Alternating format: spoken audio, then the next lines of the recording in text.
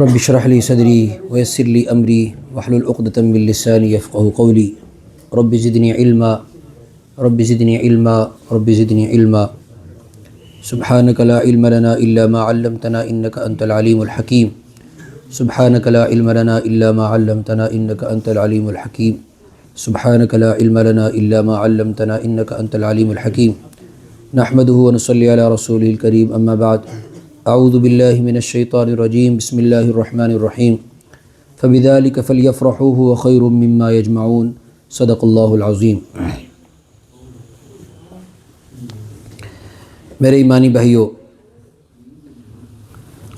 اللہ نے جو کہ رحمان ہے اور انسانیت پر اس نے بہت رحم اور کرم کے معاملے کیے ہیں، اپنی تمام صفات میں صفت رحمت کو ایک خاص مقام عطا فرمایا ہے اور اپنے عرش پر لکھا ہے کہ میں اپنی اس صفت کو اپنے غضب کی صفت پر ہمیشہ غالب رکھوں گا، رحمت کی صفت کو۔ اسی رحمت کے صدقے اس نے انسانوں کے درمیان رشتہ داریوں کو، تعلقات کو، نعمتوں کو، آرام اور آسائش کی چیزوں کو، دیگر چیزوں کو انسانوں کے لیے پیدا کیا رحمت کے صدقے۔ اور اس کے باوجود بھی فرمایا کہ جو اللہ نے رحمتیں اپنی رکھی ہیں، یوں سمجھ لو کہ اس کے 100 حصے ہیں۔ کتنے؟ 100 حصے، اور اللہ نے ان 100 میں سے صرف ایک حصہ دنیا میں اتارا ہے۔ اپنی رحمت کے 100 حصوں میں سے ابھی کتنی کھولی ہے؟ صرف ایک حصہ رحمت کا کھولا ہے، اور 99 حصے اللہ نے آخرت کے لیے رکھے کہ اللہ اپنی رحمتوں کی برسات آخرت میں برسائے گا، لیکن آخرت کی وہ 99 رحمتیں صرف اور صرف ایمان والوں کے لیے ہوں گی، غیر ایمان والوں کے لیے نہیں ہوں گی۔ اسی لیے قرآن پاک میں شروع میں ہی سورہ فاتحہ کے اندر 2 لفظ آئے، ایک رحمان اور ایک رحیم۔ علامہ بیضاوی رحمۃ اللہ علیہ نے بڑی خوبصورت انداز میں اس کی تفسیر کرتے ہوئے فرمایا کہ رحمان سے مراد وہ ذات جو سب پہ رحم کرتی ہے، دنیا میں کفر کے باوجود رحم کرتی ہے، شرک کے باوجود رحم کرتی ہے، فسق اور فجور کے باوجود رحم کرتی ہے۔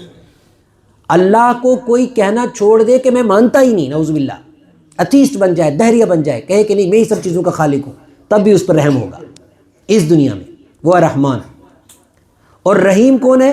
رحیم وہ ہے جو بہت زیادہ رحم کرے گا، لیکن کرے گا صرف ایمان والوں پر۔ رحمان وہ جو کرتا ہے بہت رحم، لیکن سب پر کرتا ہے، لیکن کہاں؟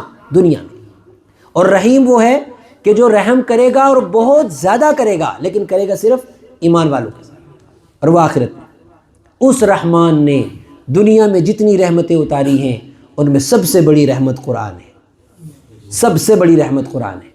سورہ رحمان ہم نے سنی، ہم سنتے ہیں اکثر سورہ رحمان میں اللہ تعالیٰ فرماتے الرحمن علم القرآن، تمہارا رب رحمان ہے۔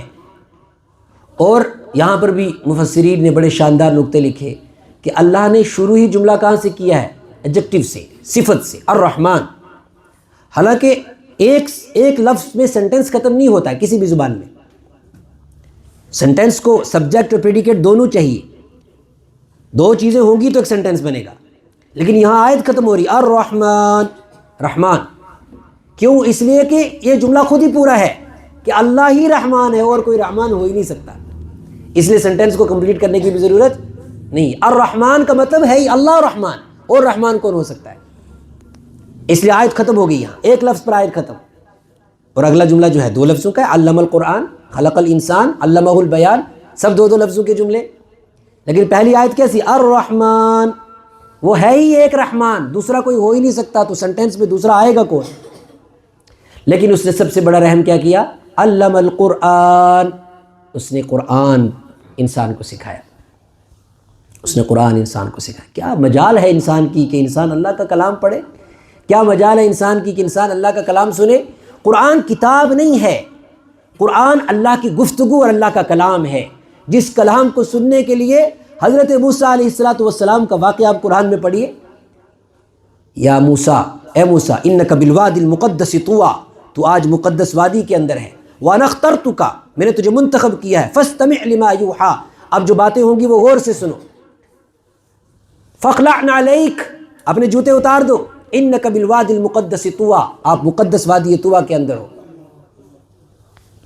اننی انا اللہ لا الہ الا، میرے سوا کوئی خدا نہیں ہے. فاعبدنی، میری عبادت کرو. واقم الصلاۃ لذکری، اور میری یاد کے لیے نماز قائم کرو. ان الساعۃ آتیۃ، قیامت آئے گی. اکاد اخفیہا، اس کا راز میں کسی کے سامنے نہیں کھولوں گا. لیکن جب گفتگو ہوئی ہے حضرت موسیٰ سے تو طور پر بلایا ہے، اور طور پر بلانے کے بعد کہا ہے آپ وادی مقدس کے اندر ہو جہاں اللہ کی تجلی ہوگی، اور آپ اللہ سے کلام کرو گے، آداب کی رعایت رکھو. اور پھر اس کے بعد گفتگو ہوئی ہے، اور موسیٰ علیہ السلام نے دیدار کی خواہش کی ہے، اور کہا گیا نہیں، دیدار نہیں تم کر سکتے، بے ہوش ہو جاؤ گے، تم سنبھال نہیں سکو گے. موسیٰ علیہ السلام نے اصرار کیا تو اللہ نے کہا اگر تجلی پہاڑ پر کروں گا، پہاڑ برداشت کر گیا تو تم بھی سنو گے. فلما تجلی ربہ للجبل جعلہ دکا، لیکن جب تجلی پہاڑ پر ہوئی تو پہاڑ سرما بن گیا، سرما بن گیا اللہ کی تجلی کا تحمل نہ کرتے ہوئے. وخر موسیٰ صعقا، موسیٰ علیہ السلام بے ہوش ہو گئے.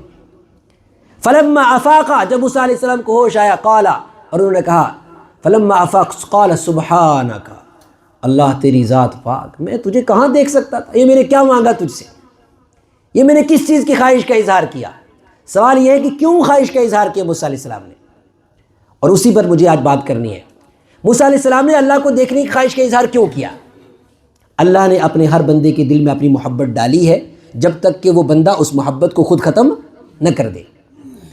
اور انبیاء کے اندر وہ محبت اور اونچے معیار کی ہوتی ہے، عام انسان کے اندر وہ محبت نہیں ہوتی ہے، لیکن ہر انسان کے دل میں اللہ نے اپنی محبت پیدا کی ہے. کل مولود یولد علی الفطرہ، ہر بچہ اللہ کی محبت اور اللہ کی فطرت پر پیدا ہوتا ہے.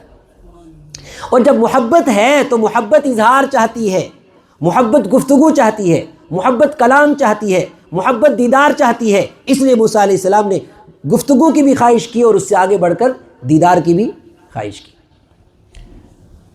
تو دیدار نہ ہو سکا لیکن کلام ہوا، تو موسیٰ علیہ السلام کا لقب پڑ گیا کیا؟ کلیم اللہ، اللہ سے گفتگو کرنے والے.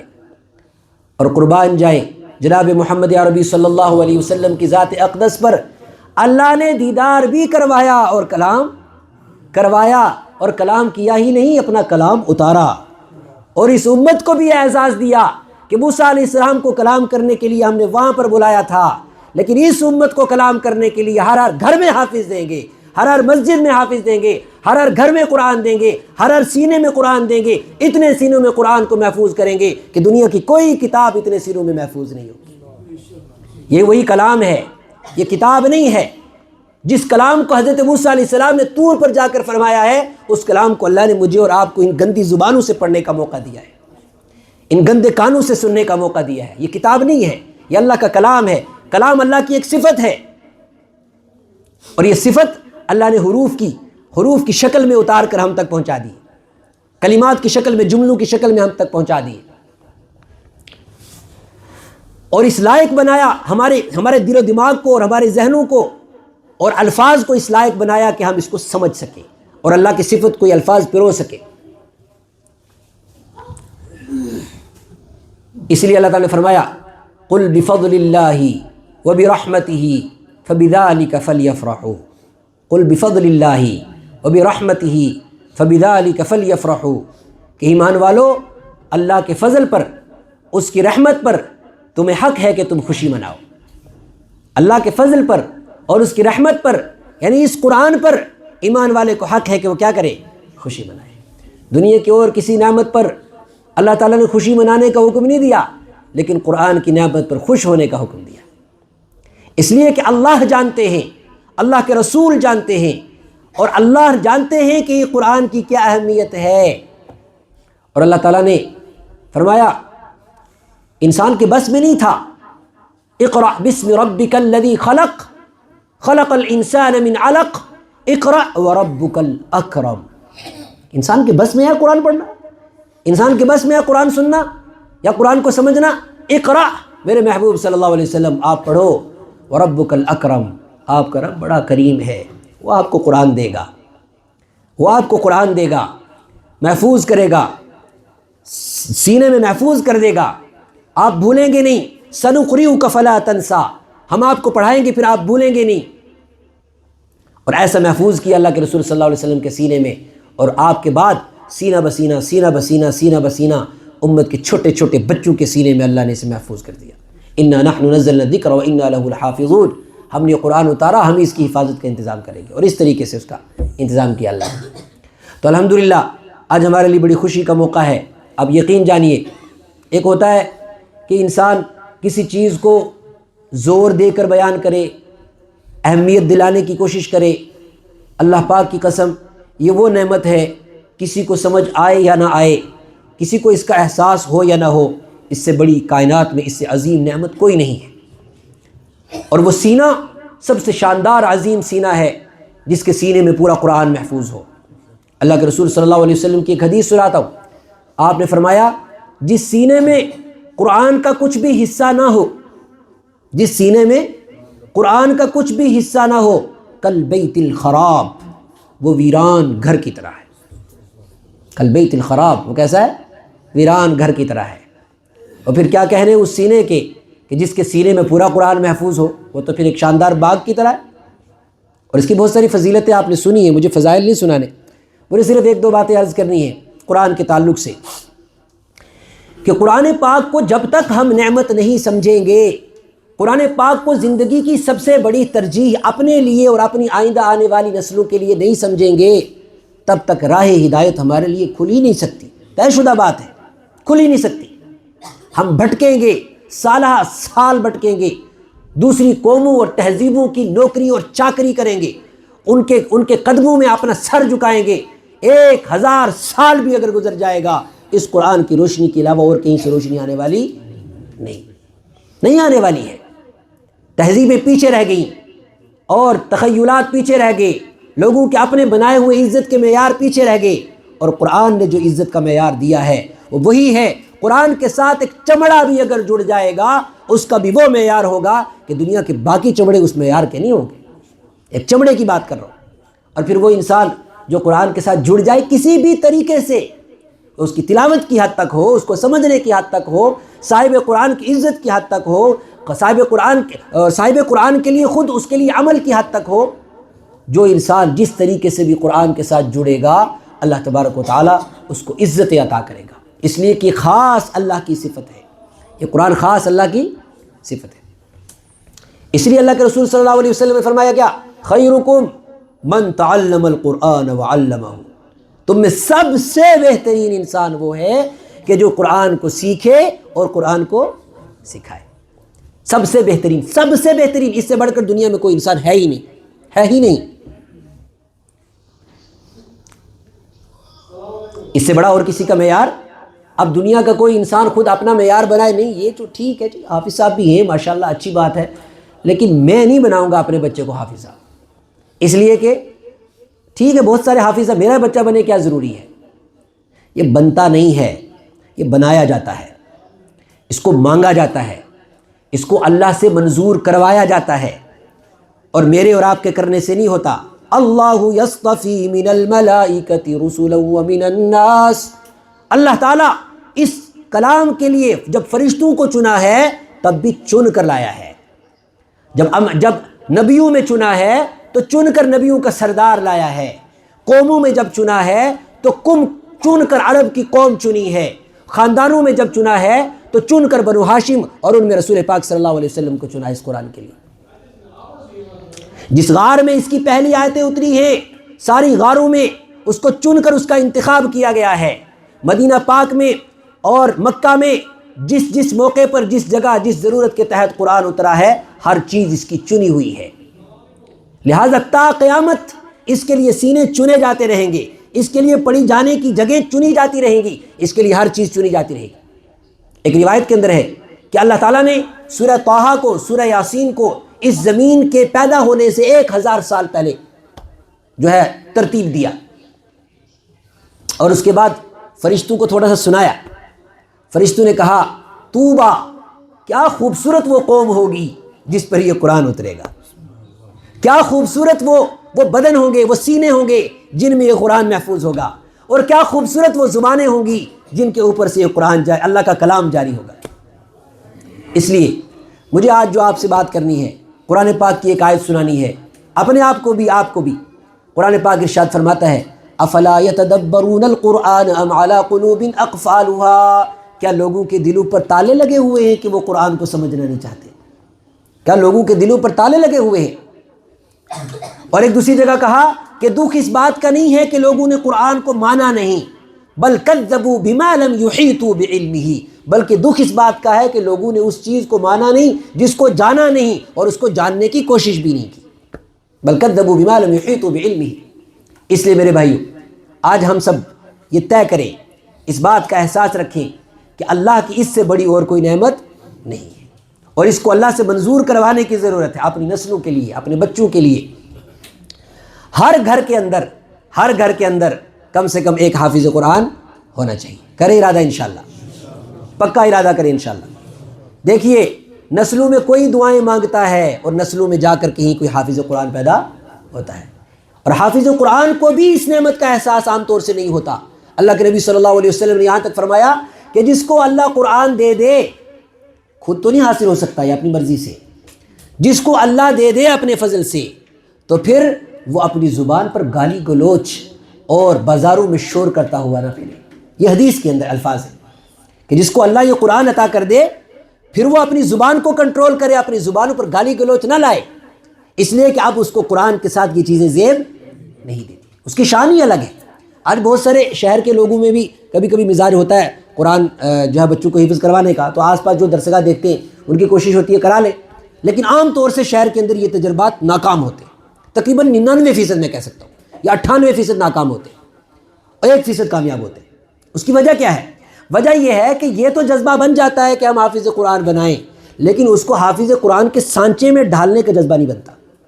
حافظ قرآن کا ایک سانچہ ہے، اس میں حافظ قرآن ہی فٹ ہوتا ہے، اس میں وہ نہیں فٹ ہوتا جو حافظ قرآن دکھنا نہیں چاہتا. اب بات سمجھ آ رہی ہے آپ کو؟ جو حافظ قرآن دکھنا نہیں چاہتا اس میں وہ فٹ نہیں ہوتا، اور اگر زبردستی باپ نے گھسا بھی دیا یا استاد نے اس سانچے میں گھسا بھی دیا، وہ اس سے نکل آئے گا. جیسے آٹے سے بال نکلتا ہے گوندے ہوئے آٹے سے، ویسے نکل آئے گا. یہی وجہ ہے کہ جو حفاظ ہمیں نظر آتے ہیں باہر مارکیٹ میں، ہم یہ چاہتے ہیں ان کو دیکھ کر کہ اگر حافظ ایسے ہوتے تو ہمارے بچے حافظ نہیں بننے چاہیے. سیدھی سی بات ہے. وجہ کیا؟ وجہ یہ ہے کہ وہ اس سانچے کا بندہ ہی نہیں. نہ استاد نے استاد نے تو کوشش کی، لیکن ماں باپ نے اس کو اس سانچے میں ڈالنے کے لیے تیار ہی نہیں ہوئے. اور یہی سب سے بڑی پریشانی ہے. ہمارے شہر کے اندر 15 سے 20 بلکہ 50 کے آس پاس ایسے حفاظ ہیں جو دیکھنے میں آپ کو حافظ لگیں گے. خود ایک سانچہ ہے نا اس کا، اس سانچے میں وہی چیز فٹ ہوگی جو اس میں آ سکتی ہے، جس کی ساخت ویسی ہے. اس لیے ایک تو یہ طے کریں کہ حافظ قرآن بنائیں گے اپنے بچوں کو انشاءاللہ. اور حافظ قرآن بھی کیوں ضائع ہوتا ہے؟ اس لیے کہ جب قرآن کو نہیں سمجھتا ہے تو ضائع ہوتا ہے. تو حافظ قرآن بننے کے بعد پھر یہ طے ہونا چاہیے کہ اپنے بچوں کو قرآن سمجھائیں گے انشاءاللہ.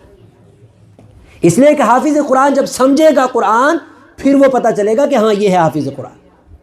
اور جب تک وہ حافظ قرآن کو سمجھے گا نہیں، اس میں اور عام آدمی میں صرف اتنا فرق ہے کہ اس نے قرآن رٹا ہوا ہے اور اس نے قرآن نہیں رٹا ہوا ہے. ہاں فضیلت میں ہے فرق، فضیلت میں اپنی جگہ فرق ہے کیونکہ قرآن اس کے سینے میں ہے، لیکن عمل کے اعتبار سے اور اس کی ظاہری زندگی کے اعتبار سے آپ کو کوئی فرق نظر نہیں آئے. یہی وجہ ہے کہ بہت سارے لوگ دھوکہ کھا جاتے ہیں، کہتے ہیں جی یہ مدرسے کے بچے یا فلاں حافظ صاحب یہ لگتا نہیں ہے کہ انہوں نے کچھ پڑھا ہے. ان کی عملی زندگی بتاتی ہے کہ یہ قرآن سے ان کا کوئی لین دین، کوئی تعلق. وہ صحیح کہہ رہے ہیں وہ، لیکن وہ تو قرآن سمجھے ہی نہیں نا. انہوں نے تو ابھی صرف بیچاروں نے یاد کیا، ابھی قرآن کے دل میں تھوڑی اترا ہے، ابھی ان کو قرآن سمجھ تھوڑی آیا کہ قرآن میں ہے کیا. اس لیے سب سے پہلے تو یہ ارادہ کریں کہ انشاءاللہ اپنے بچوں کو حافظ قرآن بنائیں گے. اللہ کے رسول صلی اللہ علیہ وسلم نے جس تاج کی خوشخبری دی ہے کہ قیامت کے دن حافظ قرآن کے سر پر تاج رکھا جائے گا جس کی روشنی دنیا کے کئی سورجوں سے زیادہ ہوگی. اور پھر اس کے بعد آپ نے خود پوچھا صحابہ سے، پھر بتاؤ اس شخص کا کیا عالم ہوگا کہ جو عامل قرآن ہوگا. حافظ قرآن کے باپ پر اگر ایسا تاج ہے تو جو عمل بھی قرآن کرے گا، قرآن پر عمل کرے گا، اس کی فضیلت کا کیا عالم ہوگا. تو قرآن پاک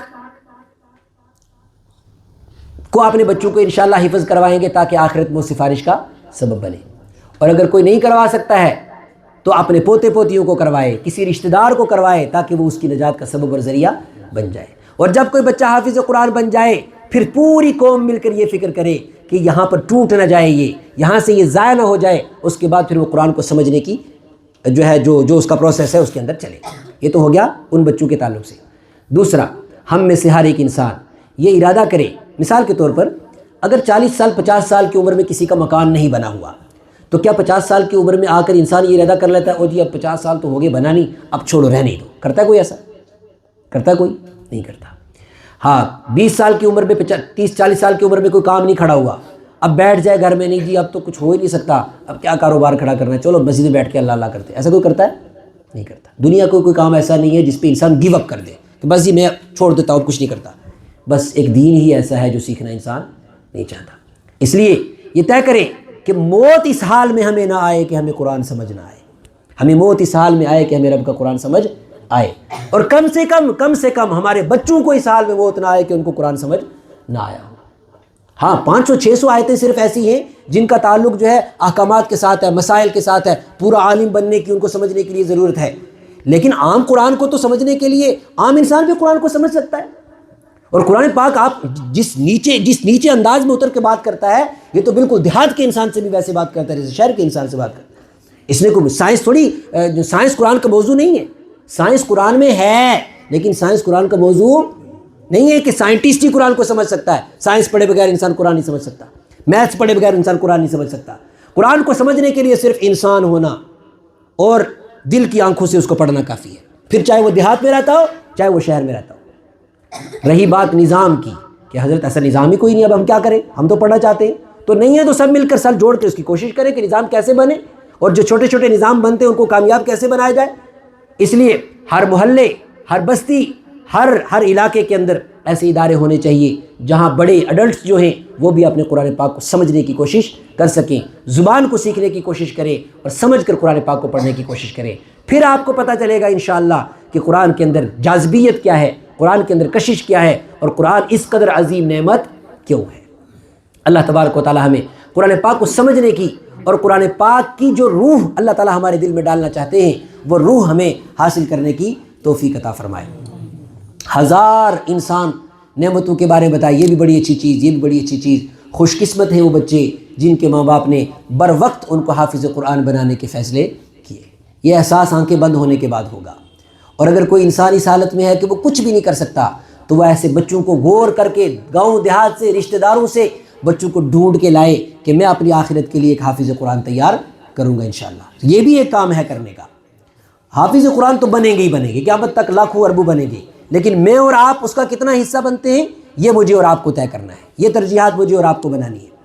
اس لیے میں کہتا ہوں کہ بہت سارے لوگ جو مدارس میں تعاون کرتے ہیں لیکن وہ خود وہاں پر حاضر نہیں ہوتے، ان کو بھی صرف قرآن کی خدمت کی نیت سے، صرف قرآن کی محبت کی نیت سے ان حافظ قرآن، ان قراء کے پاس، ان حفاظ کے پاس جانا چاہیے، ان کے پاس بیٹھنا چاہیے۔ اللہ تبارک و تعالیٰ انشاءاللہ اس پر بھی ان کی مغفرت کے فیصلے فرمائیں گے۔ ہمیں جانا چاہیے ان حفاظ کے پاس، ہمیں حفاظ کی قدر کرنی چاہیے، ہمیں حفاظ کو مقام عطا کرنا چاہیے، اس لیے کہ اگر مسلمان حافظ قرآن کو مقام عطا نہیں کرے گا تو کون اس کو حافظ قرآن کو مقام عطا کرے گا۔